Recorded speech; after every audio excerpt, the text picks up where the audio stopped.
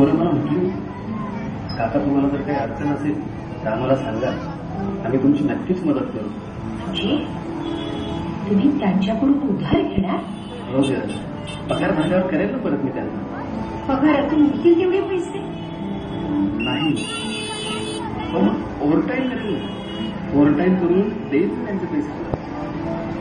अहो अहो हा ओव्हरटाईम करून करून तुमची तब्येत कशी झाली ते बघा अगोदर.